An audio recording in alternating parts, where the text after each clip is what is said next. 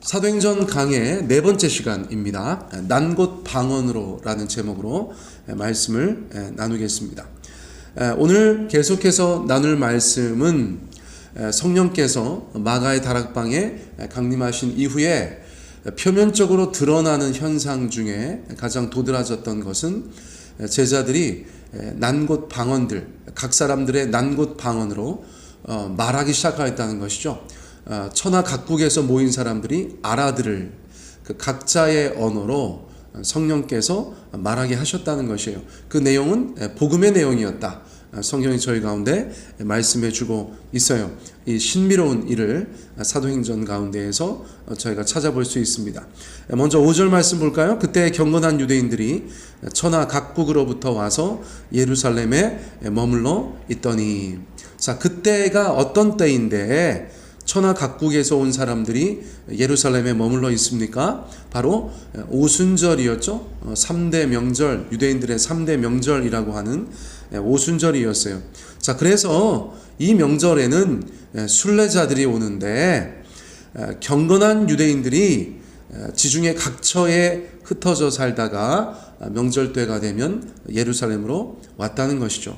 자, 오늘날도 예를 들어서 이슬람 교도들이 보여주는 순례의 여러 가지 모양들, 그것들을 보면 과거에 유대교인들도 저랬겠구나. 수십만 명이 이동하여서 예루살렘에 모여서 그곳에서 하나님을 예배하고 그 명절을 지키는 그런 모습이었겠죠. 자, 천하 각국으로부터 와 있다. 이거는 이제 과장법이에요. 과장법. 또는 실제로 그들의 세계관 속에서 지중해 전체가 세계 각국이었을 수도 있죠. 천하 각국이었을 수도 있는 것이에요. 자, 그러나 의미는 분명하죠. 정말 많은 지역에서 온 사람들이 예루살렘에 모여 있었다. 그런 또렷한 의미를 가지고 있습니다.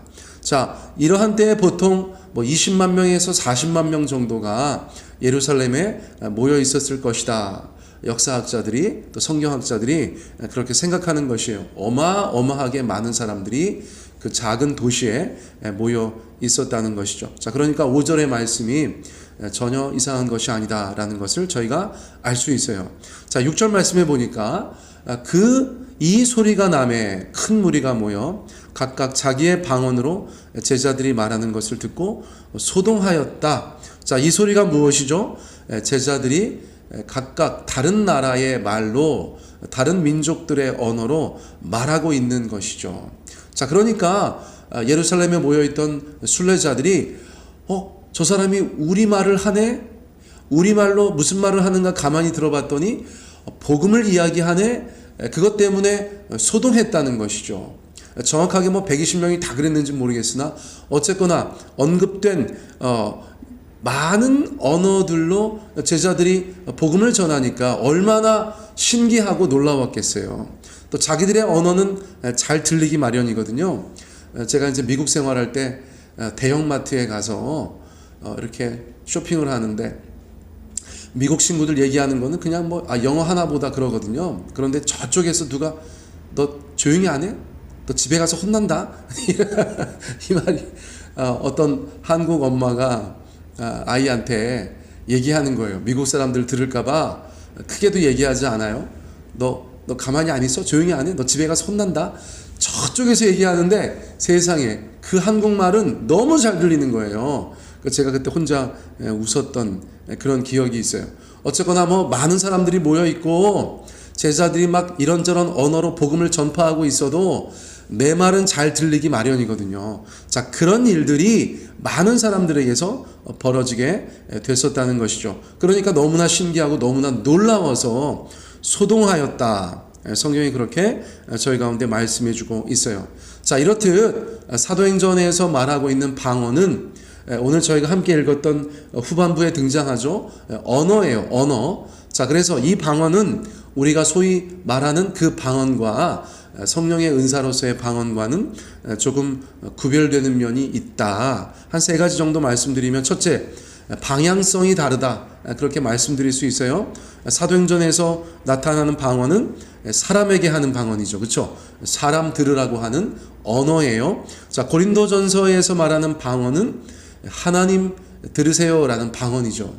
이거는 방언 통역하지 않으면 무슨 말인지 모르는 그런 언어, 신비한 언어라고 말씀드릴 수 있어요. 자, 이해 여부에 따라서도 차이가 있어요. 사도행전의 방언은 적어도 그 언어와 관련된 자들은 알아듣는 방언이죠. 그런 언어예요. 그런데 고린도 전서의 방언은 사람이 특별한 경우가 아니면 알아듣지 못하는 그런 방언이다 말씀드릴 수 있어요. 자, 세 번째, 사도행전의 방언은 성령 강림의 증거로서의 보다 특별한 기적이었다고 말씀드릴 수 있어요. 은사로서의 방언보다는 훨씬 더 희귀하죠.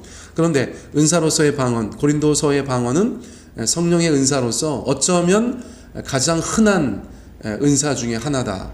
저희가 그렇게 간단하게 정리해 볼 수 있겠습니다.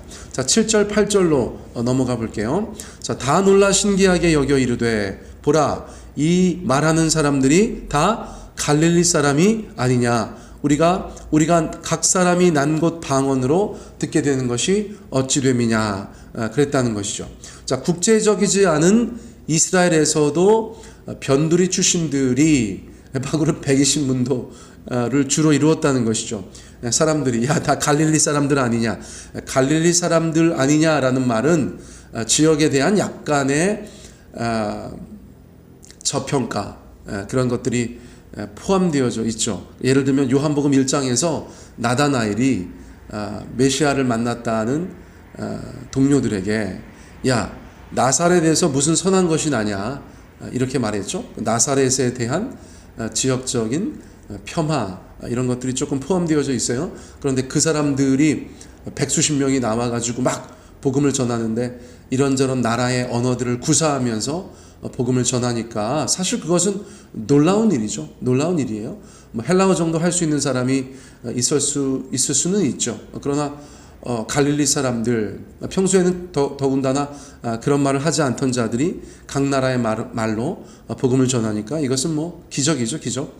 굉장히 놀라운 일이었다는 것이 분명한 것입니다. 그러니까 평범한 사람들이 온갖 외국어를 구사하고 있으니까 당연히 신기할 수밖에 없었을 것이에요.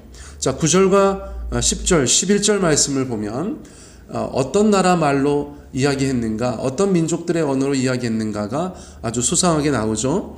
이스라엘을 중심으로 동서남북에 있었던 나라들의 목록이 등장하고 있어요. 첫 번째 그룹은 바데인, 메데인, 엘라민, 메소포타미아 지방에 사는 사람들, 그렇죠? 자, 중동 지역. 자, 이 그룹 갑바도기아, 본도아시아, 프루기아, 밤빌리아, 북쪽이죠. 오늘날의 터키 지역, 소아시아 지역의 동서남부. 3그룹은 애굽, 구레네, 리비아, 아프리카 지명들이에요. 그러니까 이스라엘에서 서쪽 지역들. 또 4그룹은 지중해를 건너 로마에서 온 유대인들과 유대교에 입교한 자들이 언급되죠. 이거는 더 먼 지역이죠. 더 먼 지역이에요. 5번째는 이제 그레데 사람들과 아라비아 사람들이라고 묘사된 사람들이에요.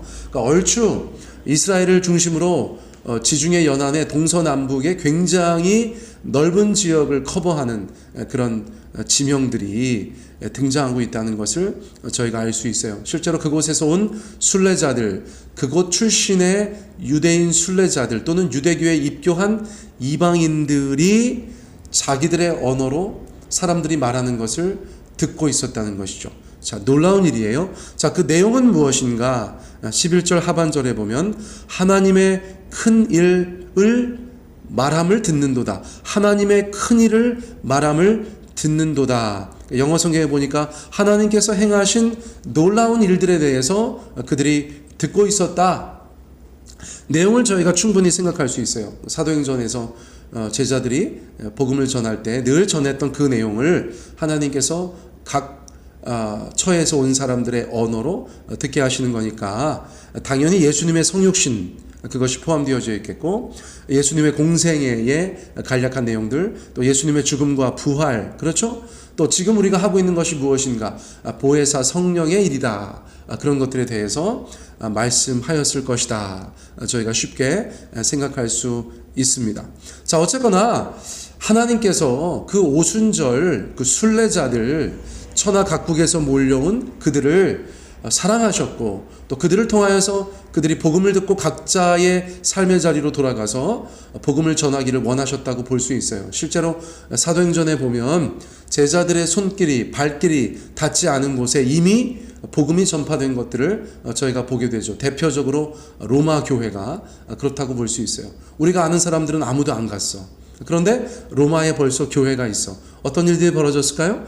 오순절에 왔던 자들 중에서 복음을 듣고 또 훗날 사도들과 교제하면서 예수님 믿었던 자들이 로마로 복귀하여서 교회를 시작하였다. 그렇게 저희가 생각하는 것이죠. 자, 그만큼 각자의 난 곳 방언으로 그들의 언어로 복음을 듣는 것은 오늘날도 중요하다고 할 수 있겠어요. 저희 교회 협력하는 우리 이동관 선교사님 성경 번역 선교회 소속이신데 GBT라고 합니다. 이 사람들이 보내주는 매달 소식지가 있어요. 그 소식지의 이름이 난 곳 방언으로 해요. 사도행전의 말씀을 그대로 옮겼어요. 자, 오늘날도 소수민족들만 남았지만 그들의 언어로 그들이 성경을 읽고 복음을 듣게 된다. 그것은 유의미하다, 효과적이다, 능력 있다. 그러한 생각을 하는 자들이 소수민족을 위한 성경 번역 선교 사업을 지금도 하고 있는 것이죠. 자, 여러분, 한국말로 된 성경이 없다고 생각해 보세요. 한국말로 설교할 수 있는 사람이 없다고 생각해 보세요. 이 굉장히 큰일이죠. 자, 그래서 오늘날도 그러한 결정적인 어려움들을 해소하기 위한 선교사님들의 노력이 소수민족들을 위해서 여전히 있다는 것을 저희가 알 수 있어요. 제가 이제 과거에 코로나 전에 경상남도의 한 기도원에, 굉장히 대형 기도원입니다만 그곳에서 벌어지는 청소년 캠프에 강사로 가던 때가 있었어요. 여러 해 갔죠. 갔는데 저는 어쨌거나 충청도 목사거든요. 제가 표준말을 구사하지만 어떤 사람들이 보면 조금 서울말하고는 다르고, 또 나이를 자꾸 들다 보니까 충청도 친구들 만나면, 또 대전 친구들 만나면 아무튼 끝에 조금 늘어지는 건 있어요. 편하게 말해요. 그런 게 없지 않아 있어요. 많이 쓰진 않지만. 아무튼 경상도 기도원에 갔는데 이제 주로 그 지역에 있는 청소년들이 오거든요. 뭐 부산, 언양 그쪽 친구들이 많이 오는데, 제가 이제 뭐 설교를 이제 아이들 듣게 곧잘 재밌게 하는데 왠지 조금 한계를 느낄 때가 있어요. 왜냐하면 그 경상도 출신 목사가 앞에 나와서 정말 경상도 사투리를 구수하게 쓰면서 설교를 하는데, 제가 이제 가만히 객관적으로 좀 살펴보니까 임팩트가 달라요. 임팩트가. 이게 뭐 크지 않은 땅이지만 이 대한민국 땅에 살면서 어쨌거나 지역 방언이 있잖아요. 사투리가 있잖아요. 그것도 정서적으로 다르다는 것을 제가 많이 느꼈어요. 여러 차례 느꼈어요. 서울에서 온 사람들이 표준말을 사용하는 설교자들이 하는 설교와 경상도 청소년들에게 그 경상도 출신 설교자가 경상도 방언으로 말하는 설교와 이 느낌이 많이 달라. 자, 그래서 제가 오늘 말씀드리고 싶은 것은 이 사건의 그 의미는 여러 가지 면에서 특별하다. 그것을 제가 강조해서 말씀드리고 싶은 거예요. 그렇게 많은 사람들이 자기의 언어로 하나님의 큰일 행하심을 들었다. 이 얼마나 기가 막힌 일이냐. 그것을 강조해서 말씀드린 것입니다. 자, 그리고 나서 그것뿐만 아니라 이날의 이 사건은 몇 가지 놀라운 의미가 있거든요. 자, 첫째, 바벨의 저주가 축복이 되었다. 바벨의 저주가 이 오순절에 다시 축복이 되었다는 것이에요. 여러분, 바벨탑 사건을 저희가 알고 있어요. 창세기 11장에 기록되어져 있는데, 사람들이 하나님을 대항하여서 자기들끼리 연합하니까, 그리고 바벨탑을 쌓아가니까 하나님께서 어떻게 하셨죠? 그때 언어를 나누셨다는 거예요. 같은 언어로 하나님을 대적하여서 연합하니까 하나님께서 그 언어를 나누셨다는 것이죠. 언어가 나뉘니까 그들이 연합하지 못하였다는 것이에요. 그때 당시에는 뭐 통역을 서로 할 수 있는 것도 아니고 아주 낯선 언어가 새로 생겼다고 생각해 보면 서로 소통할 수 있는 방법이 없는 것이죠. 자, 그러니까 그런 상황을 생각할 때 오순절의 축복은 그 흩어졌던 언어들이 하나님 앞에서 인종과 국가와 민족과 언어의 장벽을 다시 초월하여서 하나님의 일로 연합할 수 있다는 놀라운 가능성을 저희 가운데 보여주신 그러한 영적인 사건이기도 하다. 저희가 그렇게 이해할 수가 있겠어요. 하나님께 도전하는 자들은 흩으시지만 주님을 위해 살고 또 사역하고자 하는 자들에게는 하나님의 하나 되게 하시는 역사가 허락된다. 이 정도로 저희가 이해할 수 있을까요? 자, 두 번째는 무엇인가? 너희는 가서 모든 족속으로 제자 삼으라 라는 말씀에 대해서 하나님께서 스스로 적극적으로 지원하시는 모습을 저희가 보게 되는 것이죠. 마태복음 28장에 보면 너희는 가서 모든 족속으로 모든 민족으로 제자를 삼아라 말씀하셨고, 사도행전 1장에서 보면 성령이 너희에게 임하시면 너희가 권능을 받고 예루살렘과 온 유대와 사마리아와 땅끝까지 이르러 내 증인 될 것이다 말씀하셨는데, 이 오순절에 그 사건이 축약적으로 벌어지고 있었다라고 저희가 볼 수 있어요. 자, 모든 족속이 예루살렘에 와 있습니다. 땅끝이 예루살렘에 와 있어요. 자, 그러자 하나님께서 제자들을 통하여서 놀라운 방법으로 복음을 전파하게 하셨다. 그것을 저희가 이해할 수가 있죠. 자, 오늘날도 한국교회도 동일한 선교적인 사명을 가지고 있는데, 우리가 과거에는 정말 해외에 나가는 것에 선교가 집중되었었다면, 저희가 작년에 인투미션 했지만 어떤 변화가 있습니까? 그렇죠. 땅끝이 대한민국으로 찾아오는 일들이 있다는 것이에요. 모든 족속이 대한민국으로 찾아오는 일들이 벌어지고 있다는 것이에요. 많은 외국인들이 한국에서 일도 하고 살아가면서 우리의 언어로 또는 그들의 언어로 복음을 들을 수 있는 기회가 아주 가까이에서 허락되어졌다. 그러한 것들도 저희가 생각해 볼 수 있다는 것이죠. 여러분, 제가 세종배단위 교회라는 이름을 가지고 개척을 시작하였었어요. 그때 또 하나의 강력한 교회 이름 후보가 있었다고 몇 차례 말씀드렸어요. 바로 세종국제교회입니다. The International Church of 세종. 제가 그렇게 이름을 지을까도 하나님 앞에 기도하였었어요. 막판까지 그 두 가지 교회 이름을 놓고 기도하였었어요.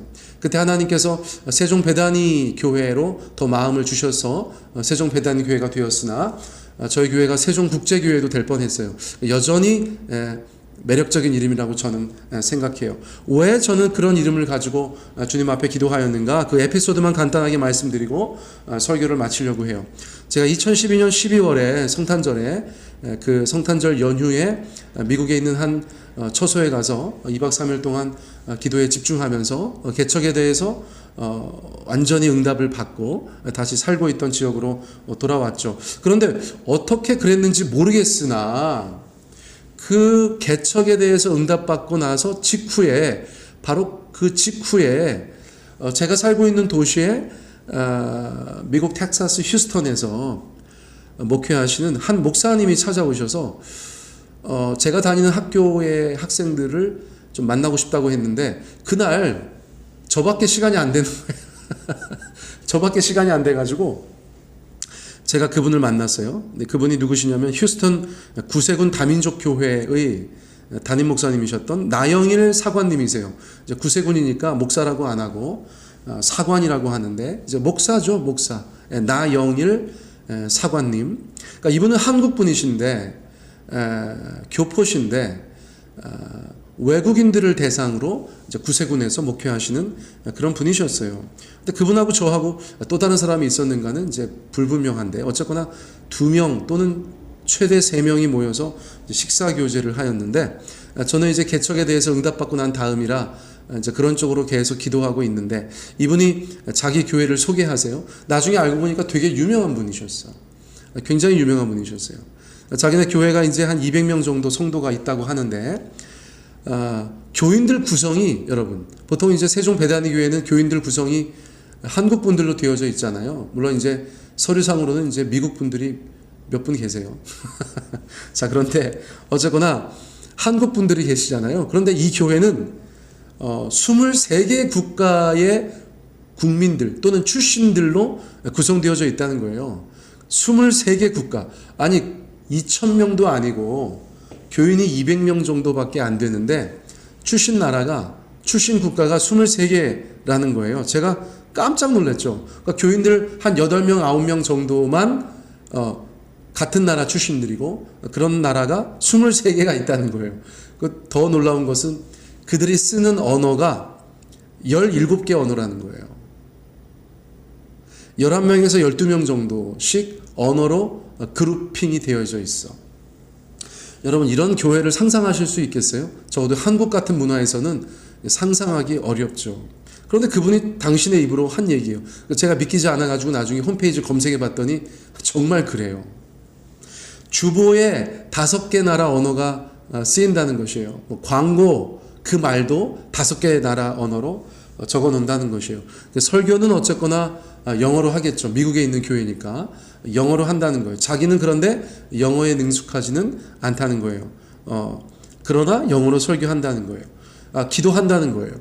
하나님께서 이 부족한 영어 설교를 통하여서 이 23개 나라에서 온 17개 언어를 구사하는 우리 200명의 교인들이 하나님의 말씀을 듣고 은혜 받게 하여 주십시오. 그렇게 기도한다는 거예요. 자, 그러니까 사람들이 예배를 끝나고 나서 막 눈물을 흘리고 막 콧물을 흘리고 막 목사님 손 붙잡고 은혜 받았다고 말하는 경우들이 있을 때마다 자기는 굉장히 의아하다는 거예요. 나중에 알고 보면 찬송가 가사 한 구절이 너무 은혜가 되어서 예배 내내 펑펑 울기도 하고, 어떤 사람은 영어가 짧은데 또 영어에 능숙하지 않은 목사님이 설교하실 때 어떤 단어, 예를 들어서 하나님의 은혜, God's grace, 이런 말 하나에 막 너무 많이 은혜를 받아가지고 울고 있다는 거예요. 이런 얘기 다시 한번 하다 보니까 저도 기도 많이 하면 여러분, 제가 무슨 말을 하든지 여러분들께서 찬양의 가사 하나나 설교의 단어 하나에서 은혜 받게 되시면 좋겠다, 그런 생각이 드네요. 그렇죠? 자, 그리고 나서 저한테 하나님의 교회는 바로 그런 것이다.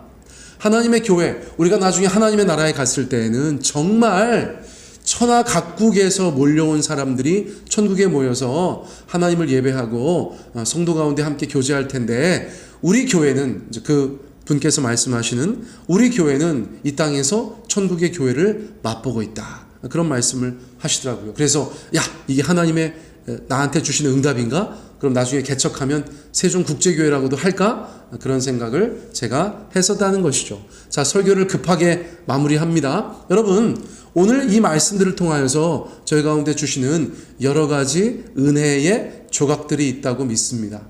사랑하는 성도님들, 우리가 주님 앞에 무엇인가를 해나가려고 할 때 주님은 우리를 놀라운 방법으로 도우실 거예요. 여러분, 우리가 같이 기도했으면 좋겠어요. 여러 가지 기도 제목들 가지고 같이 기도했으면 좋겠어요. 그리고 하나님께서 역사하시는 것들을 목도하였으면 좋겠어요. 오늘 함께 나눈 이런저런 내용들, 여러분 마음속에 더 크게 도전된 것이 있으시다면 우리가 그것을 붙잡고 주님 앞에 기도하였으면 좋겠습니다. 오늘 말씀 이것으로 마치겠습니다.